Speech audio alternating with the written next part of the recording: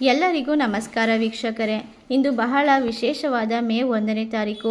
ಇಂದಿನಿಂದ ಈ ರಾಶಿಯಲ್ಲಿರುವಂತಹ ವ್ಯಕ್ತಿಗಳಿಗೆ ರಾಜಯೋಗದ ದಿನಗಳು ಆರಂಭವಾಗುತ್ತದೆ.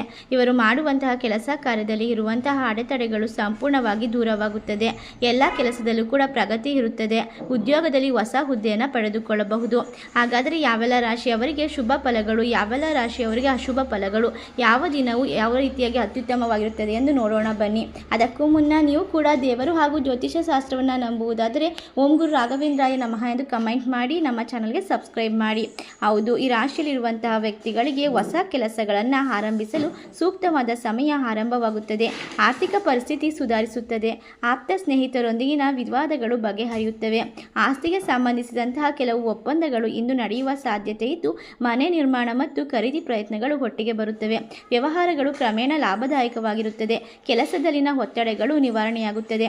ಕೈಗಾರಿಕಾ ಸಮುದಾಯಕ್ಕೆ ಹೊಸ ಉತ್ಸಾಹ ಬರುವ ಸಾಧ್ಯತೆ ಇದ್ದು, ವೆಚ್ಚಗಳು ಇರುತ್ತದೆ. ಆದರೂ ಕೂಡ ಅನಾರೋಗ್ಯದ ಮುನ್ಸೂಚನೆಗಳು ಬರುವ ಸಾಧ್ಯತೆ ಇದೆ. ಕೆಲಸ ಕಾರ್ಯಗಳಲ್ಲಿ ಇದ್ದಂತಹ ಅಡೆತಡೆಗಳು ನಿವಾರಣೆಯಾಗುತ್ತದೆ ಮತ್ತು ಪ್ರಸಿದ್ಧ ವ್ಯಕ್ತಿಗಳಿಂದ ಪ್ರಮುಖ ಮಾಹಿತಿ ತರಬಹುದು. ಆರ್ಥಿಕ ಪರಿಸ್ಥಿತಿ ಸುಧಾರಣೆಯಾಗುತ್ತದೆ. ಸಹೋದರರೊಂದಿಗಿನ ವಿವಾದ ಬಗೆಹರಿಯಬಹುದು. ವಿದ್ಯಾರ್ಥಿಗಳಿಗೆ ಅನುಕೂಲಕರ ಫಲಿತಾಂಶಗಳಿವೆ. ಮನೆ ನಿರ್ಮಾಣದ ಪ್ರಯತ್ನಗಳು ತೀವ್ರವಾಗಿ ಕೈಗೊಳ್ಳಬಹುದು.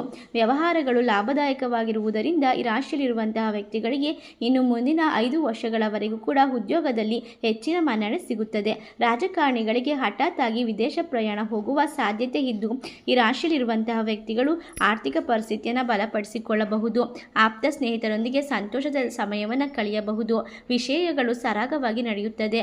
ತೀರ್ಥಯಾತ್ರೆಗಳನ್ನು ಮಾಡುವಂತಹ ವ್ಯಕ್ತಿಗಳಿಗೆ ಕೆಲವೊಂದಿಷ್ಟು ವಿಶೇಷವಾದ ಮಾಹಿತಿಗಳು ದೊರೆಯುತ್ತದೆ. ವಿದ್ಯಾರ್ಥಿಗಳಿಗೆ ಈ ಒಂದು ಸಮಯ ಸಮಾಧಾನ ತರುತ್ತದೆ. ಅಷ್ಟೇ ಅಲ್ಲದೆ ಹೊಸ ನಿರ್ಧಾರಗಳನ್ನು ತೆಗೆದುಕೊಳ್ಳಲು, ವಾಹನ ಖರೀದಿ, ವ್ಯವಹಾರಗಳ ಅಭಿವೃದ್ಧಿ ಹೊಂದುವ ಕನಸುಗಳು ನನಸಾಗುತ್ತದೆ. ಕೆಲಸದಲ್ಲಿನ ಒತ್ತಡಗಳನ್ನು ನಿವಾರಣೆ ಮಾಡಿಕೊಳ್ಳಲು ದೇವರ ಜಪ ತಪ ಮಾಡುವುದು ಉತ್ತಮ. ಈ ರಾಶಿಯಲ್ಲಿರುವಂತಹ ವ್ಯಕ್ತಿಗಳಿಗೆ ಆರಂಭದಲ್ಲಿ ಕಿರಿಕಿರಿಗಳು ಮತ್ತು ಸಮಸ್ಯೆಗಳು ಎದುರಾಗಬಹುದು. ಆದರೂ ಕೂಡ ಆತ್ಮವಿಶ್ವಾಸ ಮತ್ತು ತಾಳ್ಮೆಯಿಂದ ಕೆಲಸವನ್ನು ಎದುರಿಸುತ್ತೀರಾ. ಎಲ್ಲವನ್ನ ಗೆಲ್ಲುವಂತಹ ಶಕ್ತಿ ಸಾಮರ್ಥ್ಯ ನಿಮ್ಮಲ್ಲಿ ಇರುತ್ತದೆ.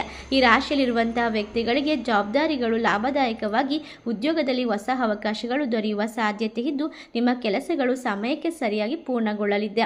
ಬಹಳ ದಿನಗಳಿಂದ ನಿಮ್ಮನ್ನು ಕಾಡುತ್ತಿದ್ದ ಸಮಸ್ಯೆ ಬಗೆಹರಿಯುತ್ತದೆ. ಹಣಕಾಸಿನ ವ್ಯವಹಾರದಲ್ಲಿ ಪ್ರಗತಿ ಇರುತ್ತದೆ.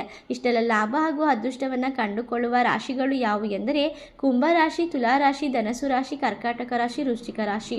ಈ ರಾಶಿಗಳಲ್ಲಿ ನಿಮ್ಮ ರಾಶಿ ಇದ್ದರೂ ಇಲ್ಲದಿದ್ದರೂ ಭಕ್ತಿಯಿಂದ ಓಂ ಗುರು ರಾಘವೇಂದ್ರಾಯ ನಮಃ ಎಂದು ಕಮೆಂಟ್ ಮಾಡಿ, ವಿಡಿಯೋಗೆ ಒಂದು ಲೈಕ್ ಕೊಟ್ಟು ಎಲ್ಲ ಕಡೆ ಶೇರ್ ಮಾಡಿ. ಧನ್ಯವಾದಗಳು.